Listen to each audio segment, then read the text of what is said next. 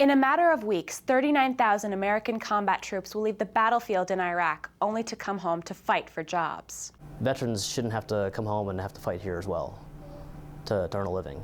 A controversial group of ultra-orthodox Jews makes an unlikely supporter of Palestinian statehood. It's called Someone's Trying to Kill Me, an unusual production mixing film, theatre and reality. Mirror, mirror on the Facebook wall, who's the fairest of them all? A look at the impact social media have on our self-esteem. Facebook might be good for self-esteem, which basically argues that people online can present these really positive images of themselves. Sex in the City. New York is the epicenter of the HIV/AIDS epidemic. But are young people taking the risk seriously enough? And 30 years after the first case of AIDS is reported, scientists are still searching for a vaccine and a cure. I'm Tammy Kozier. I'm Rachel Jenishvili. I'm Alva French. I'm Małgorzata Wojtunik. I'm Jennifer Hamblett. And I'm Samantha Stewart.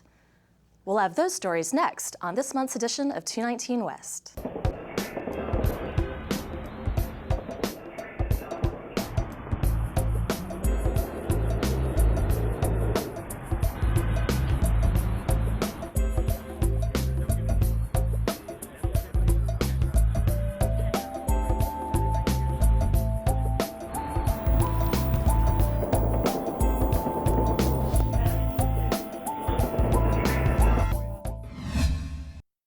As the world observes the 23rd anniversary of World AIDS Day, there are still more than 33 million people living with the HIV virus worldwide.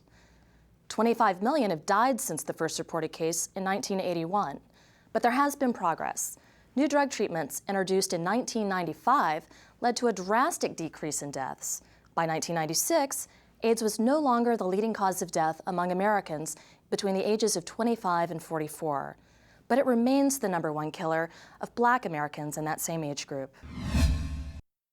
Despite these advances, or perhaps because of them, 3 decades into the epidemic, HIV/AIDS remains a huge health problem here in New York City. Among those at high risk are young people between the ages of 13 and 29. I remember this day like the back of my hand. We was in a doctor's office. And while I was waiting for my doctor, they took my mom out the playroom. I guess they was probably preparing her.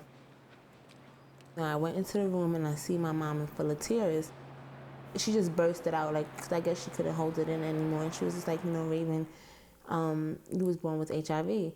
Raven Lopez was just 6 years old when she found out she was HIV positive in 1996. The next day I went to school. I turned to my friend and I was like, I went to the doctor yesterday and they told me I have HIV. Her friend didn't understand. Lopez soon learned others wouldn't either. She looked at me, then my teacher looked at me, she said, "What?" And she kicked me out the classroom. And then the next day when I went to school, I seen my teacher wearing rubber gloves around the classroom. She put a garbage bag around me and she distanced me away from the other kids. 23-year-old Chris Quarles contracted HIV from a partner in his hometown of Greenwood, South Carolina 3 years ago. For him, the discrimination that came with having HIV hit closer to home. Being my mother was a preacher, that wasn't too good at all. Everything fell apart. I dropped out of school. Parents found out not only that I was gay, but then, to find out that I have HIV, a few months after I just came out, to my parents. And I don't know, it was depressing because I had nobody. There are 109,000 people living with HIV/AIDS in the city. Nearly 10% are between the ages of 13 and 29. Young people, like Lopez and Quarles, dealing with a disease for which there is no cure. Despite medical advancements that allow people to live long lives, there's a physical toll. I just always tell my peers, just because I have a smile on my face, just because, I might look healthy, but on my inside, there'll be days where I can't even get out of bed. I'll just look at my mom like, "Mom, I can't do it today." My body just really shuts down on me sometimes. And then there's the emotional toll on young people during a period when sex and dating are a primary preoccupation. My boyfriend, his family, they can't accept me for who I am. Lopez's boyfriend of 2 years is HIV negative. His parents hate that he's dating someone who's HIV positive. Quarles, who's a young gay man, is part of a demographic increasingly affected by the epidemic. He often speaks to teens about the dangers of unprotected sex. I don't want to see anybody, going through what I have to go through. But is the message getting through? Young people tend to have when we were young, we kind of feel we were invincible, and we have a different aspect and perspective on how we look at and view life. Some young people feel now that HIV, they knowing it's not a death sentence as it was, I can have whatever behavior I want to have. In 2009, almost 30% of public high school students in New York City said they had not used a condom the last time they had sex. Alarmed by the growing number of teens with sexually transmitted diseases, or STDs, school chancellor Dennis Walcott announced that all middle and high school students would receive sex ed lessons in health classes. In a statement, Chancellor Walcott said, "I strongly believe this sex education mandate is long overdue." When the sex ed mandate goes into effect in the spring of 2012, STDs, HIV/AIDS, reproductive health, and contraception will be part of the curriculum. The New York City Parents' Choice Coalition, a group of politicians, clergy, and parents, are concerned. I think our objection is really about whether or not the current curriculum is abstinence-centered, and it's not.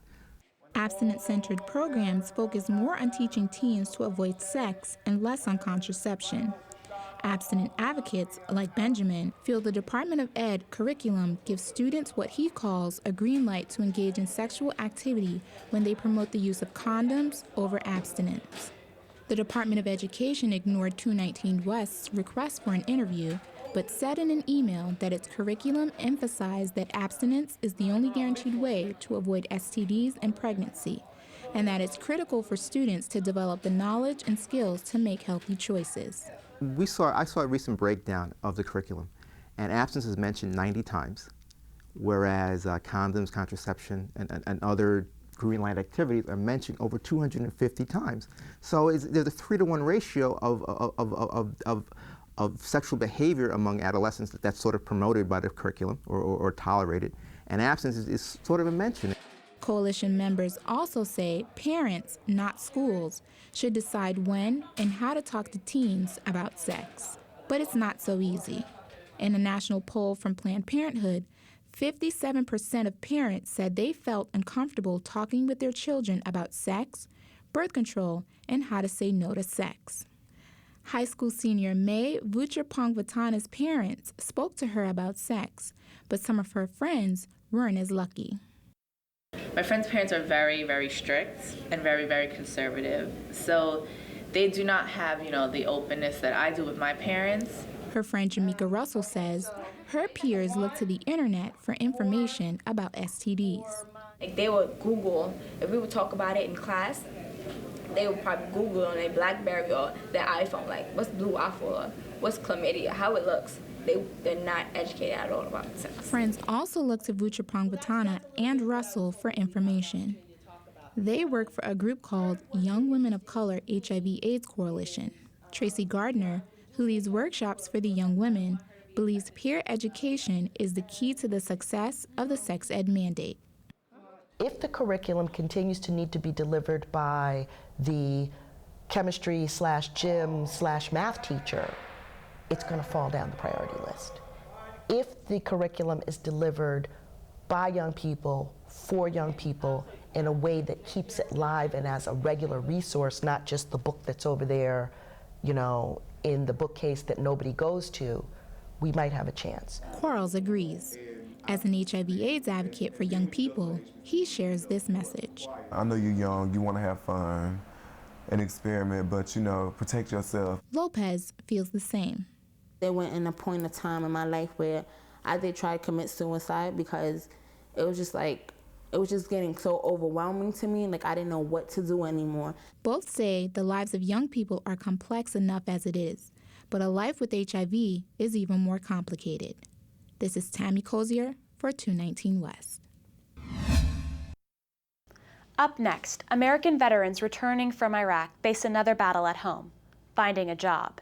And strange allies, an unlikely source of support for the Palestinians.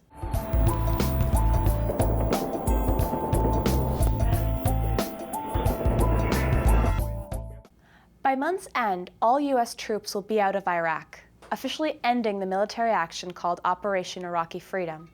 But veterans coming home from the battlefield face a new challenge.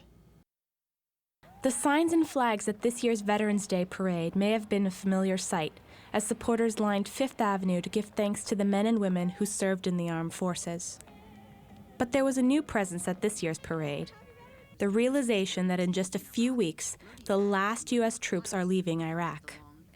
Many of them will come home to join a new battle against a weak economy and unemployment.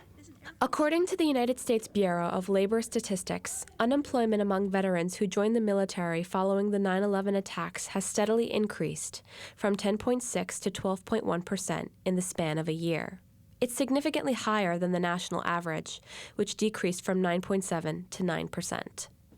It's a statistic that concerns Iraq veteran Aubrey Archangel. Recession has been tough for civilians, but it's even tougher for veterans. And veterans shouldn't have to come home and have to fight here as well to earn a living. After leaving the military in 2006, Aubrey went to City College to get his bachelor's in political science. Today, he faces uncertain job prospects, and he feels he wasn't adequately prepared by the military for civilian life. They provide you a few days of teaching you how to be a civilian again. They give you 3 days of teaching how to be civilian. I spent the last 4 years of being taught how to be a soldier. It's an issue that may become more urgent as the Iraq War comes to a close and American forces wind down in Afghanistan. According to the White House, an estimated 850,000 veterans cannot find work. But over the next 5 years, 1 million troops will be transitioning back into civilian life, swelling the labor market. More attention needs to be placed on veterans because veterans are sacrificing their lives, they're sacrificing their time and their energy on deploying, and after they come back, it's important for society to have services available to them. Michael Kim is a veteran and psychoanalyst who has seen the toll the economy is taking on his fellow vets.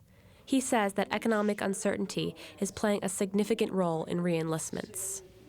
When the military is offering all of these bonuses and you have to pay a mortgage, that's a reality, and your spouse has lost their job and you want to take care of your children, you want to feed your children, you're going to go to that extreme.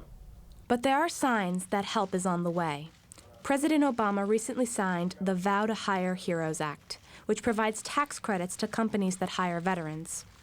According to the bill, companies will receive up to $2,400 for hiring a veteran unemployed for over 4 weeks, $5,600 for hiring a veteran unemployed for over 6 months, and up to $9,600 for hiring a veteran with a service-related disability. If they can save lives on the battlefield, then they can save a life in an ambulance. If they can manage convoys moving tons of equipment over dangerous terrain, they can manage a company's supply chain. They can track millions of dollars of assets in Iraq. They can balance the books of any company here in the United States. But not all vets are worried. After 10 years and 3 tours in Iraq, Navy Corpsman Neith Williams is now a student at Marymount College. He has a different take on how the military prepares soldiers for civilian life. They do their best to try to get us ready. If an individual doesn't take advantage of those opportunities, GI Bill, the opportunities that are given to you at the out processing, then that's their fault. I mean, it's being given to us. While there may be challenges along the road, for Neith, there is no better time to be a member of the armed forces. We could have been in a involuntary service. We could have been drafted. We could have fought in a war where men had a 7-minute lifespan getting off the helicopters on the ground and came back to a nation spitting on us and hating us. It's a sentiment that Aubrey doesn't share. I think it's a good step in the right direction. But I think, like I said before, I think veterans need more education and training before they leave the military and after to help better to network and translate their skills to be ready for the job market. While cheering crowds praise today's soldiers for their service in battles overseas, this new generation of vets is hoping they'll find equal support in the battles they face as they become civilians once again. For 219 West, I'm Rachel Janashvili. When the president of the Palestinian Authority put in his bid for statehood at the United Nations in September, an unlikely group applauded the move and joined local Palestinians to show their support. Rabbi David Weiss of the Neturei Karta, or Guardians of the City, is a vocal leader of the group based in upstate New York. We're pro-Judaism, which means automatically pro-Palestinian. We say that they're 100% right in their claim that it is an occupied land, illegitimately occupied, it belongs to the Palestinians. Weiss and the group say the state of Israel has no right to exist. Citing passages from the Torah or Old Testament, he says Jews have no right to return to the Holy Land until the Messiah comes, so the region must be left to the indigenous Palestinians. They also take issue with the notion of Zionism, or nationalistic support for modern Israel. Zionism is the transformation of Judaism, the religion, into a base materialism, a nationalistic concept, to have a piece of land, to be a nation amongst nations, a really lacking the soul of what it means to be Jewish. It's no surprise that these ideas have made them unpopular with mainstream Jews. Samuel Heilman calls them a minority within a minority and summed them up this way. To give you an analogy, it's what in the African American community we might call the Uncle Toms. They're, in many ways, the Uncle Toms of Jewish orthodoxy and of Jewish society. The Anti-Defamation League, which fights anti-Semitism and supports Jews around the world, also dismisses the Neturei Karta. One should not be deceived by their garb, for example. I mean, one of the more interesting aspects of the Neturei Karta is their usefulness for the anti-Israel movement. Right? Because the Neturei Karta are in fact Jewish, they are frequently invited to participate in anti-Israel rallies, because in a sense there's a feeling that with the Neturei Karta standing next to them, other groups that may be anti-Israel feel a sense of immunity from the charge of anti-Semitism, even though they in fact may be extremist. Those extremists include Mahmoud Ahmadinejad, the president of Iran, and Louis Farrakhan of the Nation of Islam. Those controversial meetings, the Neturei Karta say, are for peace building, to let the world know the Holy Land should be for Palestinians. We go to major Arab leaders, major religious and political leaders, to be able to make a point and show that we have no religious conflict, that there's nothing to do with religion. Let the Arab, Muslim world, and the rest of the world see that we can coexist and that this isn't a religious issue. And there should not be any hate to the Jews, and we should be able to build bridges. But they haven't built any bridges. What evidence is there that they've built any bridges? On the contrary, I think they've allowed themselves to be used. They've given legitimacy to Holocaust denial. Weiss, whose grandparents were killed at Auschwitz, defends these meetings with Ahmadinejad, a known Holocaust denier. Weiss had this to say. Because like he says, he respects the Jewish community, and he has nothing against religion. What he disrespects and what he says is evil is the occupation. So he says the same thing we're saying. He said that he differentiates between the religion and between Zionism. Clearly, the issues of the Holy Land are a hot-button subject within the Jewish community. While everyone seems to want peace in the long-disputed area, no one is sure where a solution will come from. For now, the Neturei Karta offer an unorthodox stance to an age-old debate. For 219 West, I'm Alva French. Coming up, that face in the mirror, is it the real you?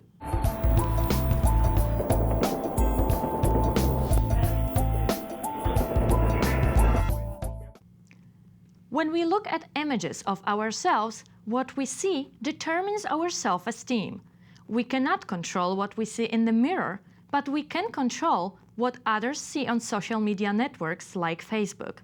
In the self-esteem debate, which has more positive impact, the mirror or the wall?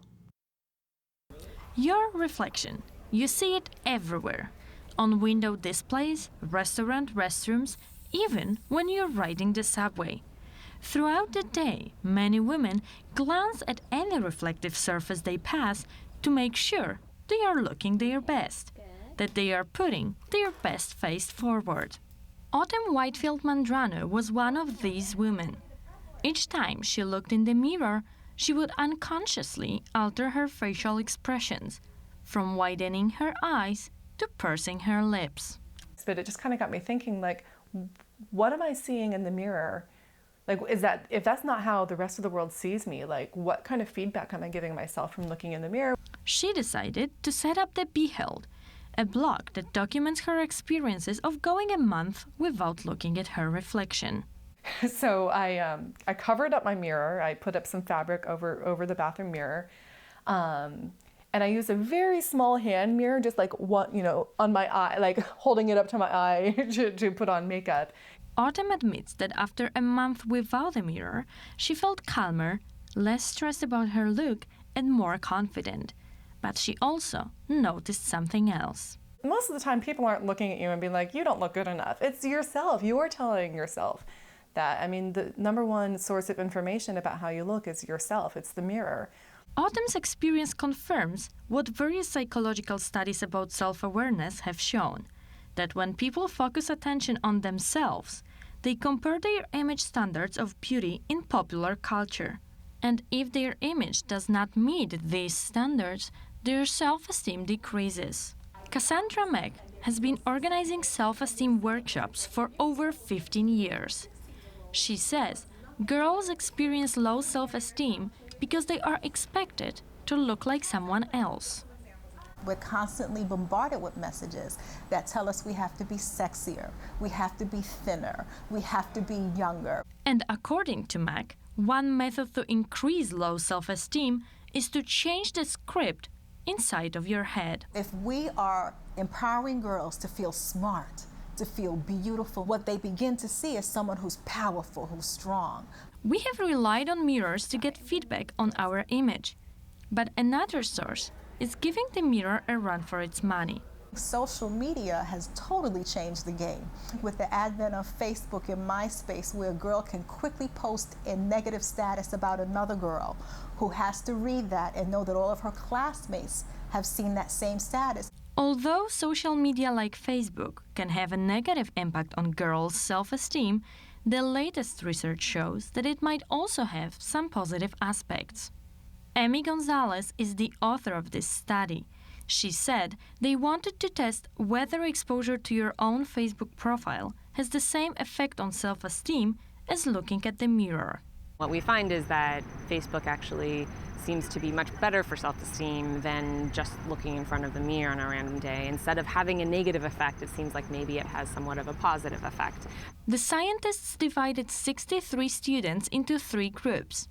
The first group of students were able to look at their Facebook profile. The second group had a mirror in the room. And the third group of students had neither Facebook nor mirror. They were all asked to evaluate statements such as, I take a positive attitude toward myself. I feel like I have a number of good qualities. These statements were designed to measure levels of self-esteem, but the students weren't aware what the survey was about. And the results? It turns out that the group with access to the Facebook profiles registered the greatest increase in self-esteem. As for the students with the mirror, their self-esteem dropped the most. Why is that? Facebook might be good for self-esteem, which basically argues that people online can present these really positive images of themselves. It makes sense to some degree that if looking at my own site makes me feel good about myself, then looking at everyone else looking really great and happy and having fun might make me feel bad. We seek out mirrors to remind ourselves of who we really are. Sometimes we may not like what we see, which takes a toll on our self-esteem. Social media have changed the face of the self-esteem game. With social networking services like Facebook, we ensure that other people and yourself will only see you as you wish to be seen. And that is at your best. For 219 West, I'm Małgorzata Wojtunik. Up next, we go behind the scenes of a new multimedia theatre production. We'll be right back.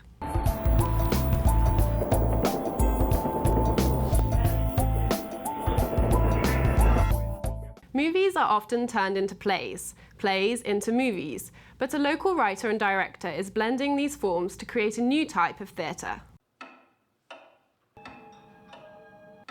2 minutes until showtime. Brian Santiago's new play, Someone's Trying to Kill Me, is about to open.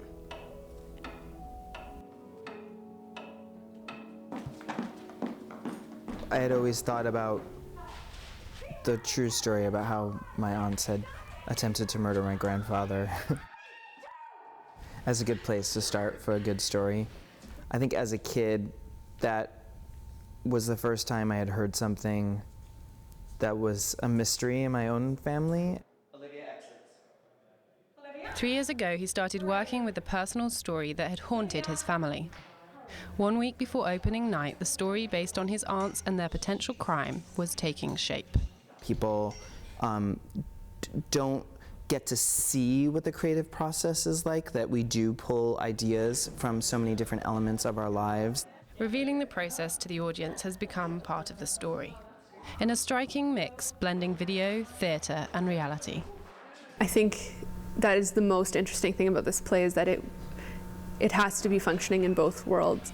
You can't take away the live action, because the relationship between the video time and the real time mimics so much the relationship between memory and past and present. The play started out by filming sequences of 2 actresses. And I thought that was a cool challenge, to film things this summer and then kind of have to remember where we were in our heads, filming that to bring that back to what's going on stage now, and then make it come across like it's seamless. Film has always played a large part in Santiago's experience of drama.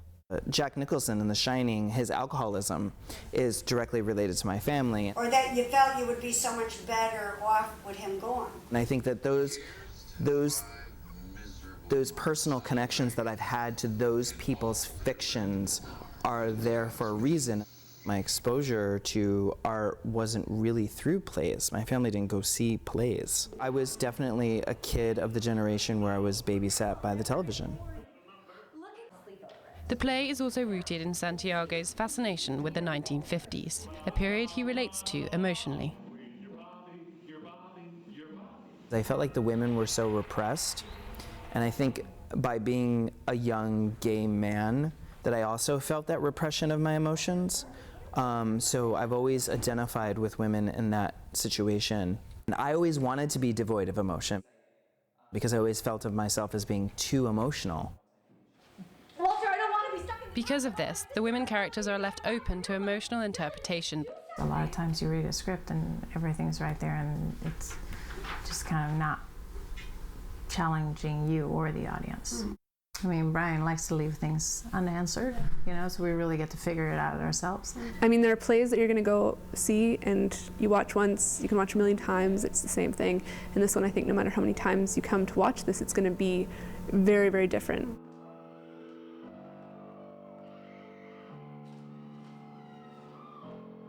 With frequent changes and evolving ideas, when does Santiago's play really ever become finished?